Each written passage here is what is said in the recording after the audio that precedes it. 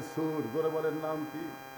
গারে সুরের মধ্যে নবীর আবু বকর যখন আশ্রয় গ্রহণ করলেন, এদিকে সূর্য উদয় হয়ে গেল, রাত শেষ।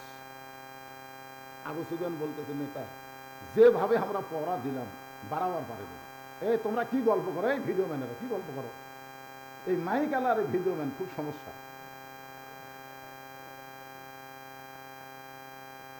মাইক আলাকে এই জন্যই বললাম, আজকের মাইক ভালো, মনে হয় মাগরিবে নামাজ পড়ছে, তাই না বাবা? হ্যাঁ, যারা মাইক চলায় এরা কিন্তু সহজে নামাজ পড়বার চায় না, বুঝলেন?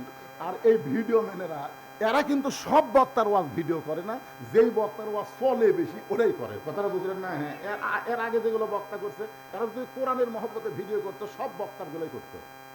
এরা আমার জান খাচ্ছে, জান। হ্যাঁ, মানে আমার ওয়াজ ছাড়া মাত্রই এখানে লক্ষ লক্ষ ভিউ হয়ে যায়, টাকা ভাই আরটা ছাড়ে, আর এই বুড়ে মানুষের দাওয়াত দেওয়ার জন্য মানুষ পাগল হয়ে যায়। এ ওয়াজ শোনা লাগবে, না হয় কোনো গল্প করা চলবে না। এ অত্যন্ত গুরুত্বপূর্ণ কথা বলতেছে। চিন্তা করেন, সকাল হয়ে গেছে, সূর্য উদয় হয়েছে, আবু সুফিয়ান বলে, নেতা আমরা যেভাবে পওরা দিছি বার হবার পারিনি, এখন কি আমরা ফেরত যাবো? আবু জেহেল বলতেছে, এই 7-8 জন আবার কবে একটি হবো, ঐক্যজোট করছি, আজকে কাম সারা লাগবে, বার হয়নি, কি হয়েছে আমরা টানে আবার কর্ম। আবু জেহেলের নেতৃত্বে 7-8 জন নেতা আল্লাহ নবীর বাড়ির মধ্যে ঢুকে যেই মাত্র দরজা খুলেছে, তাকে ওরে তামনে চাদর দিয়ে ঘুম পাড়তেছে, খালি ঘুম পাড়তেছে, নাকের সাউন্ড হচ্ছে। ওই 7-8 জনের মধ্যে একজন আছে, তার নাম হলো উলিদ বিন মুগিরা।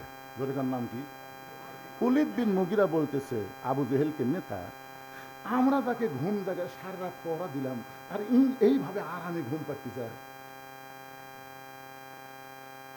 এই বলে হাতে একটা বর্ষা ছিল, এই বর্ষাটা হযরত আলীকে ঘুমন্ত নবী মনে করে, আলী মনে না করে ঘুমন্ত নবী মনে করে। উলিদ বিন মুগিরা যখন বর্ষাটা মারতে চায়, এমন সময় আবু জেহেল খপ করে বর্ষা ধরে বলতেছে, রে উলিদ বিন মুগিরা, ঘুমন্ত মানুষকে মারা জায়েজ না। সুবহানাল্লাহ কন না কেন? তার মানে বোঝা গেল আবু জেহেল ফতুয়া জানে, ঘুমন্ত মানুষকে মারা জায়েজ না। উলিদ বিন মুগিরা বলে, নেতা সবসময় আপনার কথা মানা যাবে না, যাকে পহরা দিলাম সারা রাত আর সেই বেটা আরামে ঘুম পাড়ে, এক না মারা পর্যন্ত আমার শান্তি নাই। এ বলে উলিদ বিন মুগিরা আবার যখন মারবার চাই, আবু জেহেল খপ করে তীরটা ধরে বলতে, উলিদ রে তোরে বারবার নিষেধ করি, তুই কেন মানিস না?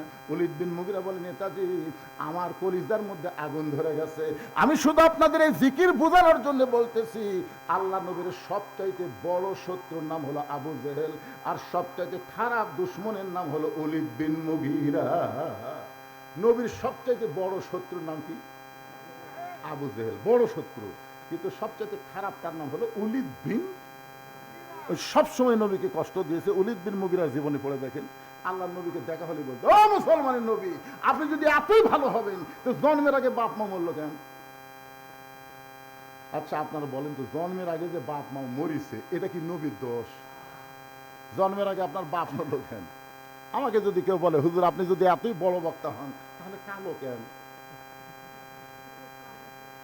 যদি কেউ এরকম প্রশ্ন করে, এর উত্তর আছে। নবীর চোখে দর দর করে পানি পড়ল। শিশুকালে মইরা গেছে মা,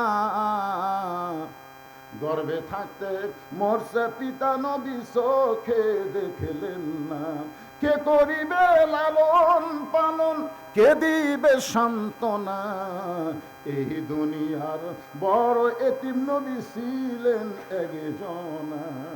নবীর চোখ দিয়ে যখন পানি পড়তেছে, আল্লাহ বলে, হাবিব যে উলিদ বিন মুগিরা আপনার অন্তরে কষ্ট দিল, আপনি তাকে চিনেন? রাসূলকে চিনবো না কেন? আল্লাহ তো মুগিরের বেটা উলিদ। আল্লাহ বলতেছে, না, উতুল্লিম বাদা জালিকা জানি, এই মুগিরের বেটা উলিদ না, এই হলো জারদ সন্তান।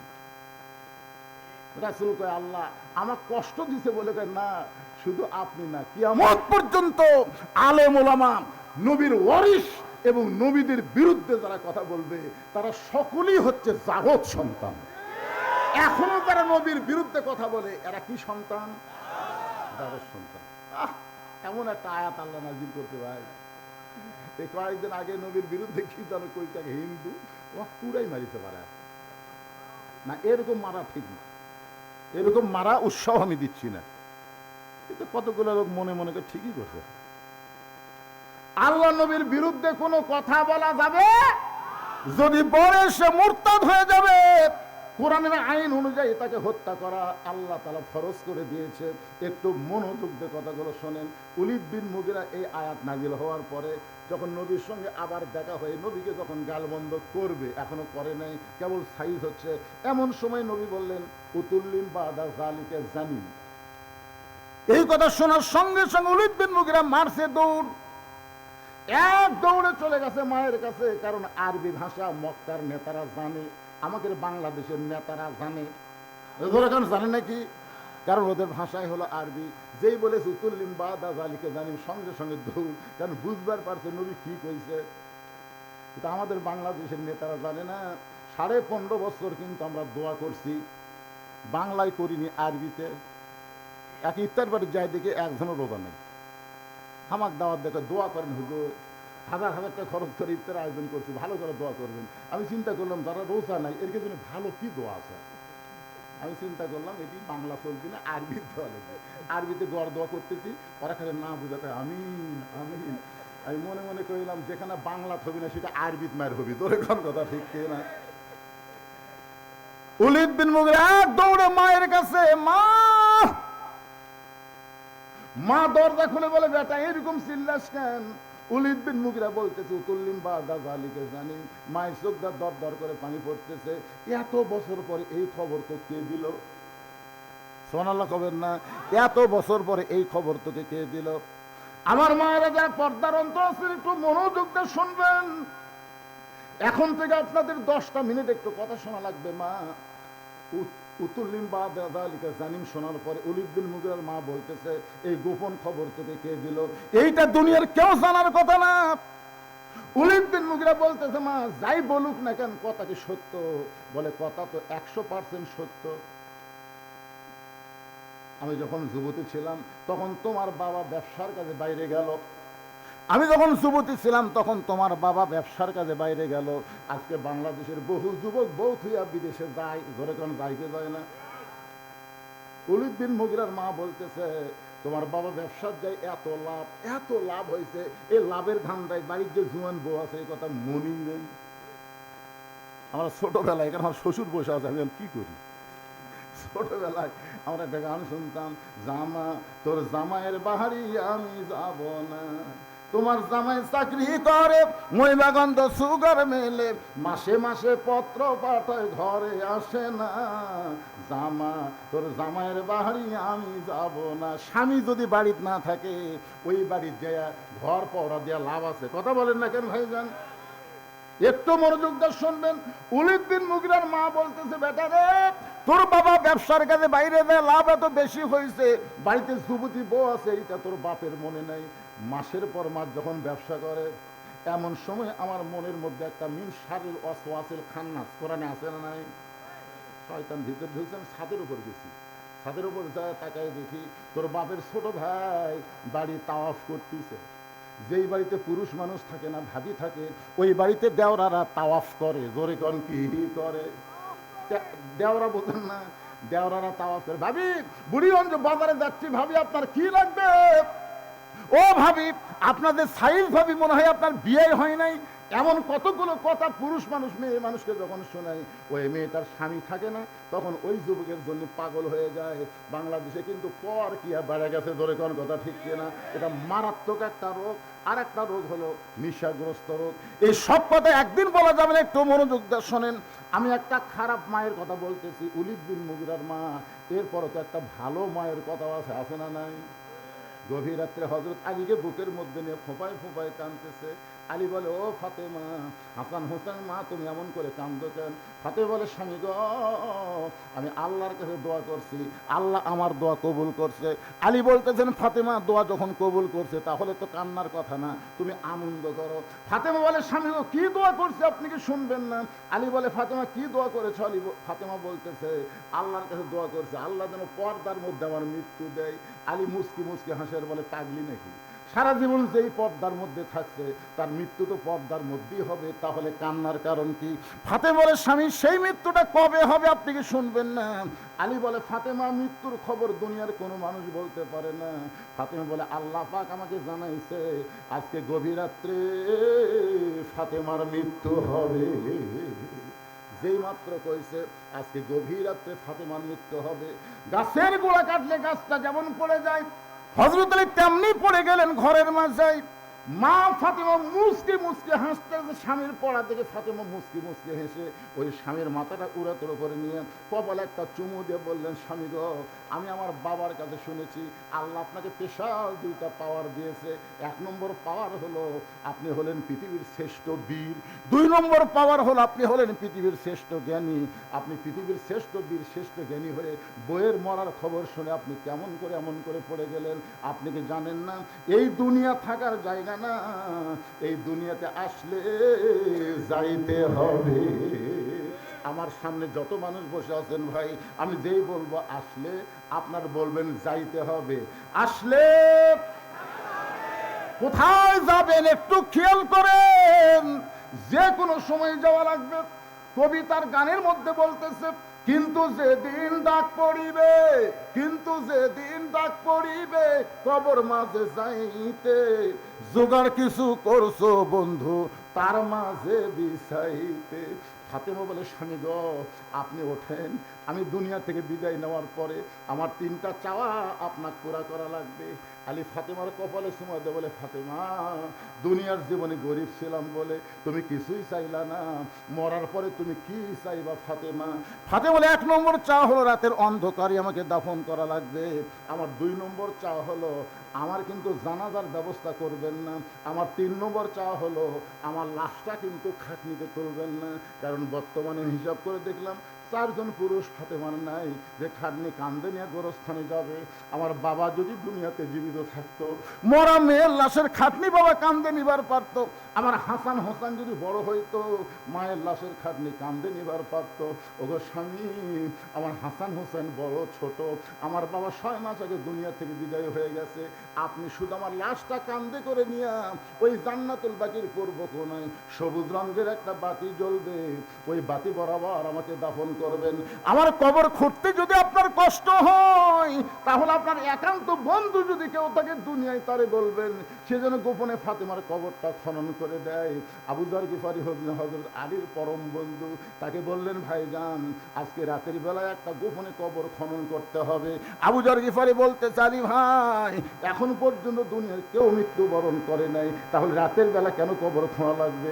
আলী বলতেছে, রে আবু যর, আমার সহধর্মিনী ফাতেমা আজকে গভীর রাত্রে মৃত্যুবরণ করবে, এই গভীর রাত্রেই তাকে দাফন করা লাগবে।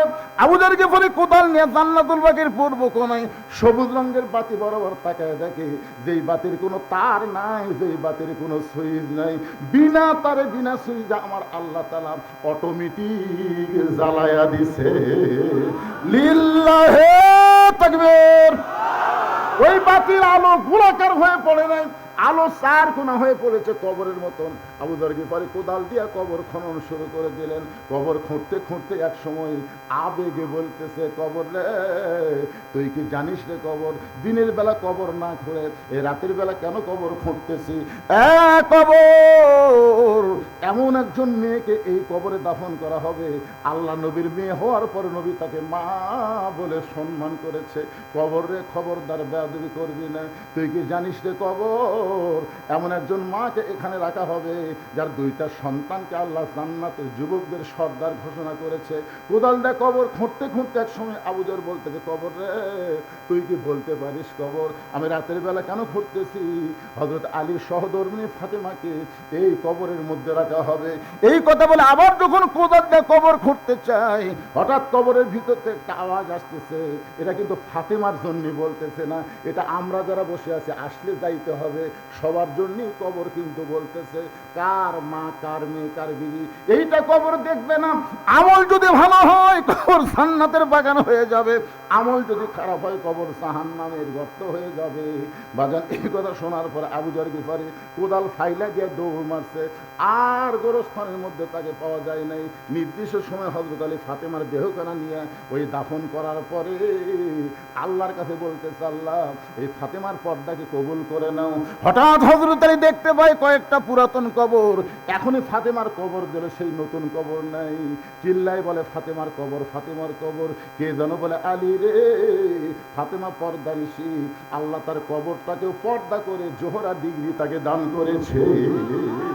হযরত আলী বাড়ির মধ্যে এসে দেখে হাসান হোসেন দুই ভাই ঘুম পাড়তেছে। ফজরের নামাজ পড়তে গেলেন মসজিদ নববীতে। হযরত আলীর সঙ্গে যেই সাহাবী সব সময় নামাজ পড়ে তার নাম হলো আবু যর গিফারি, কিন্তু মসজিদের মধ্যে গিয়ে দেখে আবু যর গিফারি নাই। মনে মনে চিন্তা করতেছে ফাতেমার কবর খুঁড়তে খুঁড়তে হয়তো ক্লান্ত হয়ে গেছে, আজকে ফজর হয়তো মসজিদের বারান্দায় আদায় করতেছে। তাড়াতাড়ি ফজর নামাজ শেষ করে যখন মসজিদের বারান্দা যায় আবু যর গিফারিকে দেখতে পায় না। পরদিন জোহরের সময় দেখে আবু যর গিফারি নাই, আসরের সময় দেখে আবু যর গিফারি নাই। একটা দিন চলে গেল, আবু যর গিফারি মদিনার মধ্যে দেখা যায় না। দ্বিতীয় দিন দেখলো আবু যর গিফারি নাই। এক সপ্তাহ দেখলো আবু যর গিফারি নাই। এক মাস দেখতেছে আবু যর গিফারি নাই। এক আধ বছর হয়ে গেল, এরপরও আবু যর গিফারিকে মদিনায় খুঁজে পাওয়া যায় না। প্রত্যেকটা সাহাবীর মনে চিন্তা, নবীর এত বড় সাহাবী আবু যর গিফারি গেল কোন জায়গায়। কয়েক বছর পর আবু যর গিফারি ফিরে আইছে মদিনায়। মদিনার বাচ্চারা পাগল পাগল বলে পাথরের টুকরা মারতেছে, আর আবু যর গিফারি সামনে সামনে দৌড়ায়। আলী চিন্তা করে এই পাগল কে রে, মদিনার বাচ্চারা তাকে মারতেছে। এই বাচ্চারা মারিস না পাগলকে, বলে আমরা চিনি না, পাগল দেখে মারতেছি। হযরত আলী এক দৌড়ে ওই পাগলের সামনে গিয়ে তাকায়, দেখে ওই পাগল আর কেউ না, পাগল হলো নবীর সাহাবী আবু যর।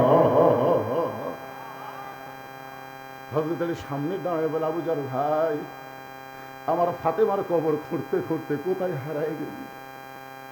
কতদিন তোরে মদিনায় খুঁজলাম, তোরে পাইলাম না। আজকে পাগল বেশি কোত্থেকে আসলি ভাই, তোর খবর কি? আবু যর গিফারি কোনো কথাই বলে না। হযরত আলী বুকের মধ্যে নিয়ে গালে চুমা দেবে, আবু যর রে, তুই কেন কথা বলিস না ভাই? তুই না আমার বন্ধু। আমার ফাতেমার কবর খুঁড়তে উড়াতে নিয়ে দেখতে চালি আবু যর গিফারি আর দুনিয়াতে না। চারিদিক থেকে সাহাবী এসে বলে, আলী ভাই, কোন পাগল তোমার উরাতের উপরে ঘুমায়? এই পাগল গিফারি। সমস্ত সাহাবীরা বলে, আলী ভাই, কয়েক বছর ধরে মদিনায় খুঁজে পাওয়া যায় না, আজকে পাইলা পাগল ঘুম পাড়ে কেন? আরে বলে, ঘুমায় না রে, ঘুমায় না। তিনবার কবর কবর কবর বলে দুনিয়া থেকে বিদায় নিয়েছে। সমস্ত সাহাবীরা, আলী ভাই, আমাদের সকলের সামনে কবর, এই কবর কেমন হবে? এই কবর কি হবে? আজকে যারা আমরা এখানে বসে আছি ভাইজান, এখন মরার সঙ্গে সঙ্গে 3 তলা 4 তলা বাড়ি আর দেখা যাবে না ভাই। বারবার তাকায় দেখি, কি দেখতেছেন? বলে 5 তলার ভিত দিছি, 3 তলা রড ভর করে রাখছি, হুজুর দোয়া করবেন 5 তলা যেন কমপ্লিট করবার পারি। কিন্তু সেই বাড়ি ঠিকই থাকবে, অন্ধকার কবর আমাদের সবার চাইতে হবে। এমন আযাব দিবে রে ভাই, কবরের ওই মাটিতে গলা ফেটে রক্ত ঝরবে, চিৎকারের ওই চোটেতে। চিন্তা করে দেখেন, এই গভীর রাত্রে আমরা জান্নাতের বাগানে যারা বসে আছি, এখান থেকে বাড়ি যাওয়ার গ্যারান্টি আমাদের নাই, কিন্তু সবার গ্যারান্টি কবরে যাওয়ার আছে। ধরে কোন ঠিক কিনা? এই ধরে কবরে যাওয়ার আগে আজকে নবীর এতিম মাদ্রাসায় আমি মাত্র 200টা কোরআন শরীফ, এতগুলা হাজার হাজার মানুষের মধ্যে মাত্র 200টা আল্লাহর কোরআন শরীফ চাই ভাই। একটা কোরআন শরীফ মাত্র 500 টাকা। যাদের বাপ মা দুনিয়া থেকে কবরে চলে গেছে, ওই বাপ মার কবরকে জান্নাত বানানোর জন্য আজকে হাফিজি মাদ্রাসা, এই কওমি মাদ্রাসা একটা কোরআন শরীফ দান করবেন। এখানে প্রায় 275 জন ছাত্র আছে ভাইজান, তাদের হাতে একটা করে কোরআন শরীফ দেওয়া লাগবে। কোন আল্লাহর বান্দা পারেন 500 টাকা দেওয়া মানে একটা কোরআন শরীফ নবীর মাদ্রাসায় দান করার সময়। যাদের বাপ মা কবরে গেছে, বাপ মা রুহের মাগফিরাতে সর্বপ্রথম যেই ব্যক্তি একটা 500 টাকা দিবেন, একটা কোরআন দানের সওয়াব আল্লাহ তার বাপ মার কবরে দিবে। কত টাকা, কত হালে, কত দিকে চলে যায়। একজনকে সিয়ার না সামনে যাওয়া লাগবে, আমার হাতও বা কঠিন তো এখান থেকে। আল্লাহ তোমার একজন বান্দা সর্বোত্তম কোরআন শরীফ বাবদ 500 টাকা দান করছে। আর একজন আল্লাহর বান্দা দেখেন, 2 জনই যুবক, একটা বুড়া পর্যন্ত উঠতেছে না। কেন? বাপ মা আগে মরছে থেকে মনে নাই। এই বাপ মার কথা বলছি, পৃথিবীর শ্রেষ্ঠ দান নবীর মাদ্রাসায় একটা কোরআন। কোরআনের চাইতে বড় দান তো কিছু না। আমি তুই আমুইয়া দান চাই না, একটা কোরআন শরীফ চাইছি ভাই। 500 টাকা দিলে একটা কোরআন দানের সওয়াব আল্লাহ আপনাদের আমল নামায় দিয়ে। টাকা চাইলে দান উঠে যান না, প্যারালাইসিস হয়ে কিন্তু পড়ে থাকবেন। যাবেন কেন? এতক্ষণ ওয়াজ করছি, একটা লোক লড়ে না চড়ে না, বোঝা যায় না। টাকা চাইলে লাভ উঠতেছেন কেন? বসে থাকেন, বাকি ওয়াজ করবো তো আপনাদের নিয়ে। ওয়ালিদ বিন মুগিরা মায়ের কাছে গেছে, মনে আছে আপনাদের? মনে আছে? এর খবর কি বোঝা লাগবে না? না শুনেই দৌড় দিবেন কেন ভাই? জান আল্লাহ দেখেন আমার হাত ধরে যাচ্ছে, 500 টাকা লোড দিয়ে, আর এরা যাওয়ার জন্য পাড়াপাড়ি ধরেন টাকা ধরেন। মাশাআল্লাহ, হচ্ছে জাতের সন্তান বলে। একটা শ্বশুরের জন্য কোরআন, একটা বাবার জন্য কোরআন, 2টা কোরআন শরীফ বাবদ 1000 টাকা দান করেছে। আল্লাহ কবুল করেন। আল্লাহ তোমার আরেকজন বান্দা 2টা কোরআন শরীফ বাবদ 1000 টাকা দান করেছে। আল্লাহ কবুল করেন। আরেকজন কোরআন শরীফ বাবদ 500 টাকা দান করেছে। আল্লাহ কবুল করেন। কবুল করো মোদের কামনা, দানকারীকে দিবেন জান্নাত, আল্লাহ নিরাশ করবেন না। আপনারা কি তালের মুসলমান হবেন?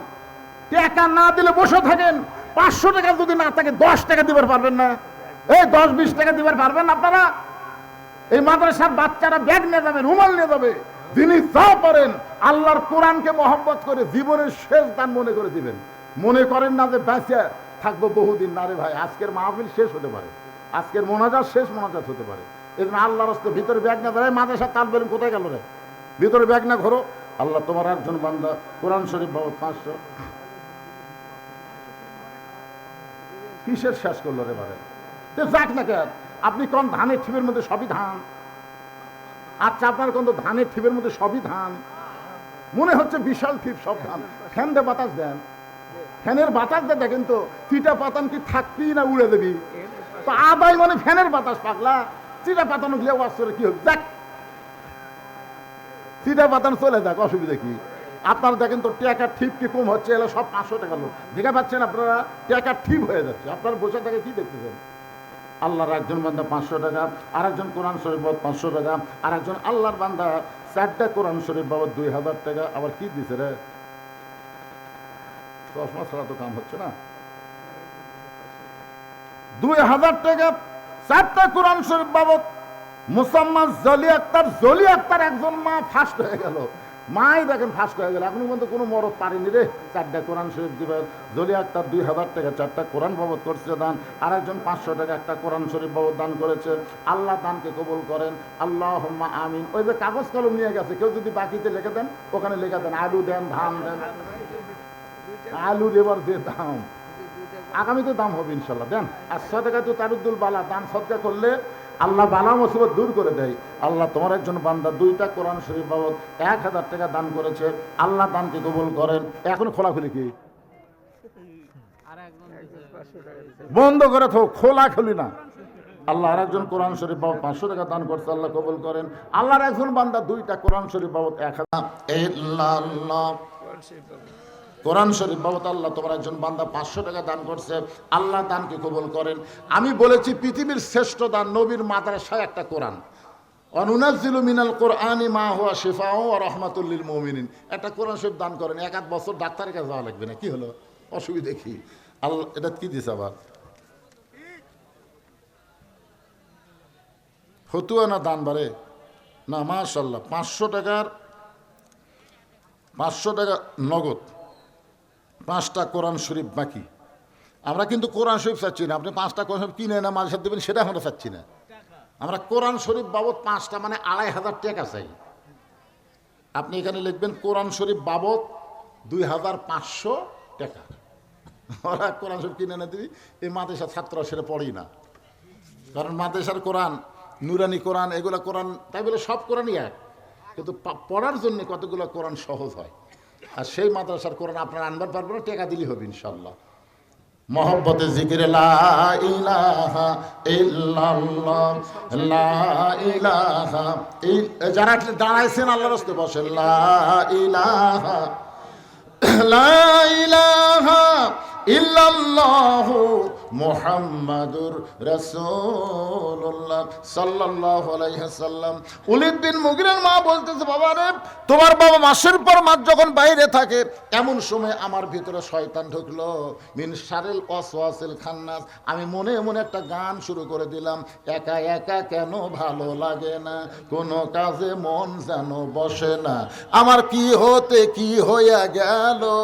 একটা মেয়ে কিন্তু একা থাকা খুব কঠিন, বিয়ার পরে। ধরে কখন? বিয়ার পরে। কেন? আল্লাহ কোরআনে বলেছেন, এই কোরআন আল্লাহ বলেছেন, হুন্না লিবাসুল লাকুম ওয়া আনতুম লিবাসুল লাহুন্না। স্বামী হলো বিবির পোশাক, বিবি হলো স্বামীর পোশাক। একটা মেয়ে ছেলের পোশাক, একটা ছেলে মেয়ের পোশাক, এ কথা কিন্তু বলা হয় নাই। বলা হয়েছে স্বামী হলো বউয়ের পোশাক, বউ হলো স্বামীর পোশাক। তার মানে বোঝা গেল বিবাহের পরে স্বামী ছাড়া একটা মেয়ের থাকা খুবই, কথা কন না কেন, এটা আমার কথা না আল্লাহর কথা। আপনার কি তালের সাথে তাল দিবেন না, তাহলে ওয়াজ হবে? এখন চিন্তা করেন, আমার মনের মধ্যে শয়তান ঢুকলো, মা বলতে, ওলীদ রে শোন, দেখলাম তোর চাচা তাওয়াফ করতেছে, তোর বাপের ছোট ভাই তাওয়াফ করতেছে, মানে আমার বাড়ি তাওয়াফ করতেছে। বুঝতেছে ভাই তো নাই। ভাইয়া তোমার বর, আমি যে দেবর, বুঝে দেখো ভাবি কার বেশি দাবি। ভাইয়া গেছে মালয়েশিয়ায়, আমি এখন আছি। ওলীদ বিন মুগীরার মা বলতেছে, আমি আস্তে করে দরজা খুলে দিও, তোমার বাপের ছোট ভাই চাচা ঘরের মধ্যে ঢুকলো, আমি আস্তে আস্তে তাকে আকর্ষণ করলাম, তার সঙ্গে মিলনের মাধ্যমে তুমি আমার পেটে আইছো, তুমি আসলেই জারদ সন্তান। আবু জেহেল বলতেছে, কেরে আমি তোরে বারবার নিষেধ করি, তারপরে তুই তীর মারিস, তোর ভাব কি? এক হাতে ওলীদ বিন মুগীরার বর্ষা ধরছে, এরকম বর্ষা ধরছে, ধরে চাদর টান দিচ্ছে। ধরে কারণ কি টান দিচ্ছে? চাদরের তলে কে ঘুম পাড়তেছে? বাঘের বাচ্চারে। আবু জেহেল যেই মাত্র চাদর টান দিয়েছে, 27 জন নেতা, 27 জন নেতা, কোন কিতাবে লেখছে 37 জন নেতা, 37 জন নেতার চোখ আসলে সারা রাত জাগার চোখ। সারা রাত জাগলে চোখ কি হয়? ছোট হয় না? ছোট হয় না? ঘুম ঘুম ভাব। কিন্তু যেই দেখিছে চাদর টান দে, নবী না আলী, সবার চোখ। এই তুই যে বারবার জানলাতে দেখলি, এই তুই কি দেখলি রে? আমি জানলাতে দেখি ওরে তো মানে চাদর দিয়ে আছে, আমি কি চাদরের ভিতর দেখছি? আমি তো মনে করছি জাগা মতো ঠিকই ঘুম পাড়তিছে। সঙ্গে সঙ্গে আবু জেহেল চিল্লা বলে, আলী তোর নবী কোন দিকটা পলাইলো? হযরত আলী মুচকি মুচকি হাসতেছে। মুচকি মুচকি হাসার কারণ হলো আল্লাহর নবী নিরাপদে আছে। সুবহানাল্লাহ। আলী কিন্তু চাদরের মধ্যে যখন ঘুমায় তখন চিন্তা করছে 7-8 জন লাঠি নিয়ে দাঁড়িয়ে আছে, নবী বাইর হবি, কি যে হবি। কিন্তু আল্লাহ নবী হুকুম করছে, ঘুমা, চাদর মুড়িতে ঘুমা। এখন নবীর কথাও মানা লাগবে। মা আতাকুম রাসূলু ফাখুযুহু ওয়া মা নাহাকুম আনহু ফান্তাহু। নবীর কথা বিশ্বাস করে হযরত আলী ঘুমায় গেছে। যেই মাত্র আবু জেহেল বলতেছে তোর নবী কোন দিকটা পলাইলো, তখন আলী মুচকি মুচকি হাসার কারণ হলো দুইটা। 1 নম্বর কারণ হলো নবী নিরাপদে আছে, ধরবার পারে। আর হাসার 2 নম্বর কারণ হলো মুখ খুলে বলতেছে, ও নেতারা, ও নেতারা, আপনারা ফেতুন থাকলেন আর আমি ঘুম পারলাম, তাহলে নবী কোন দিক দিয়ে গেল এটা কে জানবি? এমন কথা হযরত আলী বলেছে। আবু জেহেলের মুগত পড়ছে ছাই। মুগত পড়ছে কি? মুগত যে ছাই পড়ছে, তখন বলতে চ যাই, তো যাই, তাড়াতাড়ি গোটা মক্কা অ্যাটাক করা লাগবে। আমার বিশ্বাস এখন পর্যন্ত মক্কা ছাড়ে নাই, যে কোনো পাহাড়ের গুহায় আশ্রয় নিয়েছে। দেখছেন আবু জেহেলের বুদ্ধি, দেখছেন? আলী চিন্তা করলো, এই মুহূর্তেই যদি এরা যায়, আমার নবী তো কদ্দুর গেছে, এরকম 8 কান লাগবে। যে এরা বলতেছে যাই, সঙ্গে সঙ্গে হযরত আলী এভাবে বুড়ে আঙ্গুল। আবু জেহেল বলে, আলী কি দেখাস? আবু সুফিয়ান বলে, নেতা এমনি তো ঘুম পাড়া, পলানোর সুযোগ করে দিছে, আবার বুড়ে আঙ্গুল ঘুরাচ্ছে, এক সাইজ করা হোক। আলী বলতেছে, আয়, আমি তো এটাই চাচ্ছি রে পাগলা, আয় আয়, কারণ আল্লাহ নবী যদি আমাকে বলতো আলী 27টা সারপোকা বাহিরে লাঠি লিয়ে দাঁড়ে আছে, তুই যা, আল্লাহর শপথ করে বলতেছি তোর একজনও বাঁচবি না, একজনও না। কিন্তু আল্লাহ নবী আমার ঘুম পাড়বার কথা রে, এই জন্য ঘুম পাড়া শরীর সাইজ হতে। আবু জেহেল বলতেছে দরকার নেই, কারণ আবু জেহেল কিন্তু সবই জানে, বুঝলেন? আবু জেহেল কিন্তু সবই জানে, কিন্তু মানে না, কিন্তু সবই জানে। আল্লাহ নবী যে আসল নবী এটা আবু জেহেল জানে। এটা জানিছে কবে? লাইলাতুল মেরাজে নবী যখন মক্কা থেকে আল্লাহর আরশ থেকে মক্কাতে আসলেন, প্রথম দেখা হয়েছিল আবু জেহেলের সাথে। যখন নবী কইল বাইতুল মুকাদ্দাসে নামাজ পড়ে আল্লাহর আরশে গেছিলাম, সেখান থেকে 5 ওয়াক্ত নামাজ নিয়ে আসলাম, এটা কিন্তু আবু জেহেল জানে। কিন্তু এই কথা যদি মক্কার লোকেরা বিশ্বাস করে, আমার নেতাগিরি থাকবি না তো। ওই গ্রুপ নিয়ে নবীর কাছে আইসে এসে বলতেছে আবু সুফিয়ান, ও মুসলমানের নবী, তুমি যা কও মুসলমান তাই বিশ্বাস করে। আল্লাহ রাসূল বলতেছে আমি কি বলছি? বলছে তুমি বলছো বাইতুল মুকাদ্দাসে 2 রাকাত নামাজ পড়াছা, সে থেকে রাতে রাতে আল্লাহর কাছে গেছে, সেখান থেকে আল্লাহ তোমাকে 5 ওয়াক্ত নামাজ দিল, তুমি ফেরত হইয়া আমাকে নেতার সাথে এই গাঁজাখুরি গল্প করলে।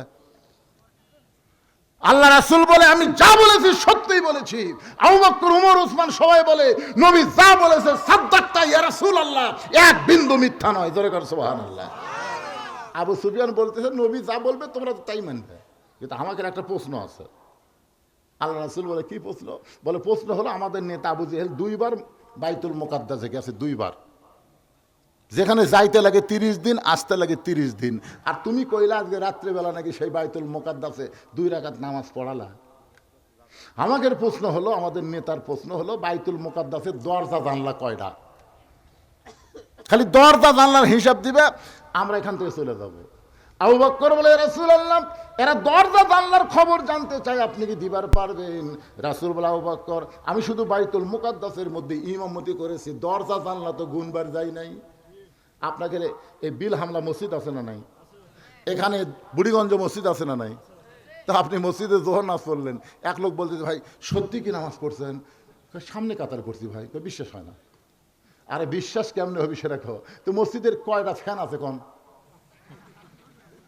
আপনি কবেন কে আবার আমি নামাজ পড়ার জন্য ঢুকছি, আমি কি ফ্যান গোনার জন্য ঢুকছি? দেখছেন কাফেরের প্রশ্ন, দেখছেন কয়টা দরজা জানলা আছে বলেন? আল্লাহ নবী যখন কাঁদতেছে এমন সময় আবু বকর বলে রাসূলুল্লাহ আবু জেহেল তো একলাই আপনাকে পাগল বলেছে, এখন গ্রুপ নিয়ে আইছে আপনাকে চূড়ান্ত অপমান করার জন্য। হুজুর আপনি যদি না বলেন তাহলে কিন্তু এরা আপনাকে অপমান করবে। রাসূল বলতেছেন আমি কেমনে বলবো, আমি তো দরজা জানলা গুনি নাই। এমন সময় আল্লাহ তাআলা কোরআনে আয়াত নাজিল করে বললেন তো ইজ্জুমান তাশা, পড়েন তো ইজ্জুমান তাশা ওয়া তুযিল্লু মান তাশা বিয়াদিকাল খায়র ইন্নাকা আলা কুল্লি শাইইন কদির। সম্মান দেওয়ার মালিককে, অপমান করার মালিককে, ভালো মন্দর মালিককে, সমস্ত ক্ষমতার মালিককে।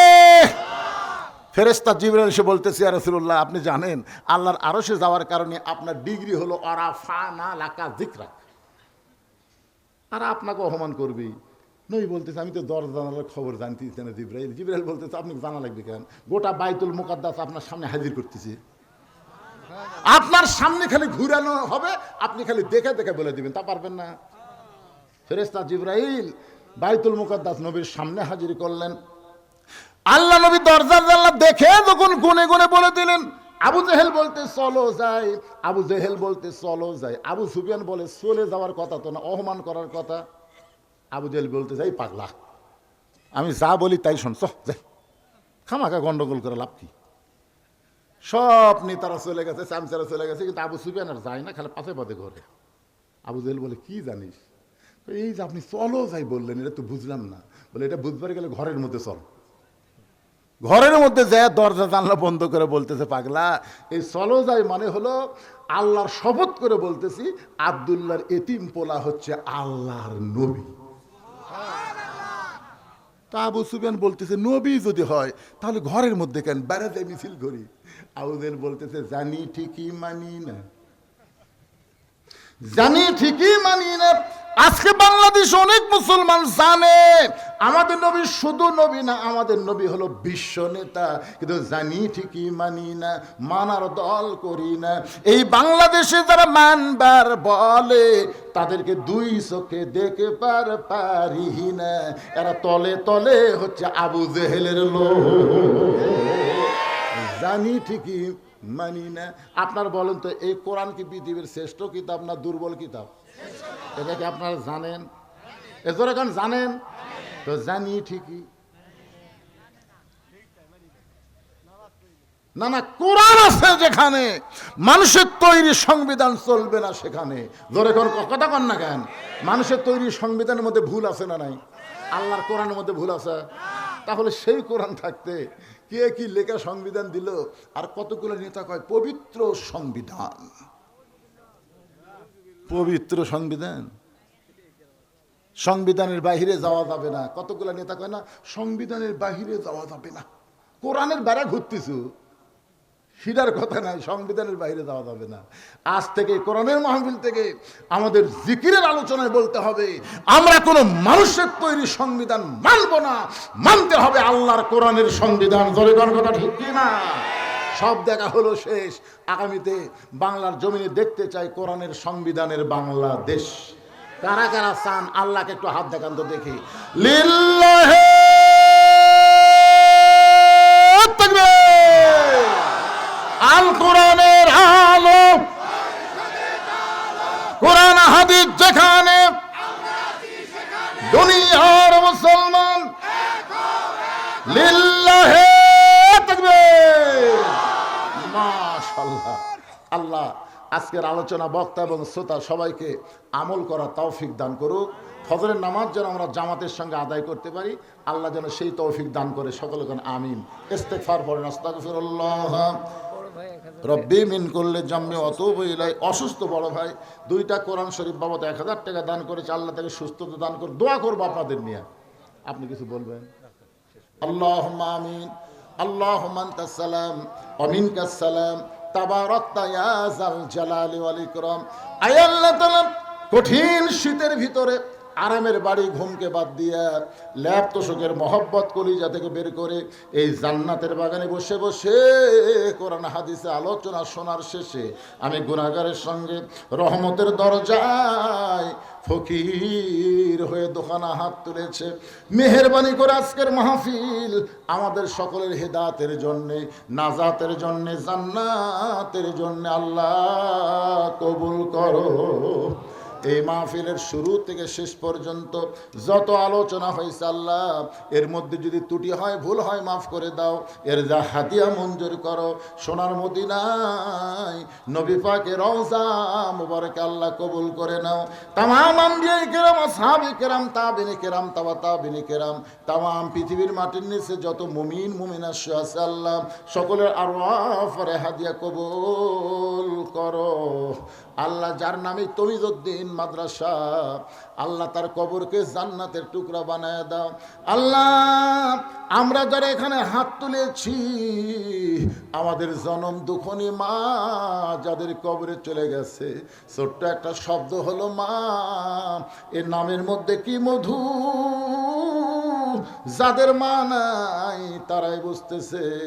এই দুঃখিনী মা যাদের কবরে গেছে, আল্লাহ কবরকে, মায়ের কবরকে জান্নাতের টুকরা কবুল করে নাও। দরদের বাবা যাদের দুনিয়াতে নাই, বাবার মতন আপন বন্ধু নাই রে দুনিয়ায়। এই দরদের বাবা যাদের কবরে গেছে, আল্লাহ মেহেরবানি করে বাবার কবরকে জান্নাতের টুকরা বানায় দাও। আমাদের দাদা দাদি, নানা নানা, আত্মীয় স্বজন, শ্বশুর শাশুড়ি যাদের কবরে গেছে, আল্লাহ কবরবাসীদের মাফ করে দাও। এই বিলহামলা মাদ্রাসাকে কিয়ামত পর্যন্ত কবুল করে নাও। এই মাদ্রাসার জায়গা দিয়ে, জমি দিয়ে মাদ্রাসা তৈরি করে এখন পর্যন্ত যারা কবরের ঘরে ঘুমাইছে, আল্লাহ এই মাদ্রাসাকে ওসিলা করে তাদের সকলের কবরকে জান্নাতের টুকরা বানায় দাও। আল্লাহ মাদ্রাসার সম্মানিত সভাপতি, এই মাদ্রাসার সহসভাপতি, এই মাদ্রাসা মাদ্রাসার সেক্রেটারি, মাদ্রাসার কেশিয়ার, গামলা গ্রামে বিয়ে করেছি, সেখানকার আব্দুল হাই বাচ্চু এই মাদ্রাসার সেক্রেটারি ছিল, অ্যাক্সিডেন্ট করে দুনিয়া থেকে বিদায় হয়ে গেছে। আমার চাচা শ্বশুরের জন্য দোয়া করে, আল্লাহ তার কবরকে জান্নাতের টুকরা বানায় দাও। আল্লাহ হাজার হাজার মাদ্রাসার দাতার সদস্য যারা দান করে মাদ্রাসা টিকায় রেখেছে, আল্লাহ তাদের সকলকে জান্নাতের সদস্য হিসাবে কবুল করে নাও। এই মাদ্রাসার মুহতামিম, মাদ্রাসার উস্তাদ, মাদ্রাসার তালবে ইলম যাদের মাথায় আজকে পাগড়ি দেওয়া হলো, আল্লাহ সবাইকে হক্কানে হাফেজ আলেম হিসাবে কবুল করে নাও। এই মাদ্রাসাকে অত্র এলাকার জন্য নূরের আলো, হেদায়েতের আলো হিসাবে কবুল করে নাও। এই মাদ্রাসাকে ওসিলা করে অত্র এলাকার আসমানি গজব আসমানে নাও, জমিনের গজব জমিনে ডাওয়ায় দাও। মাদ্রাসাকে অত্র এলাকার জন্য রহমত বরকতের জন্য কবুল করে নাও।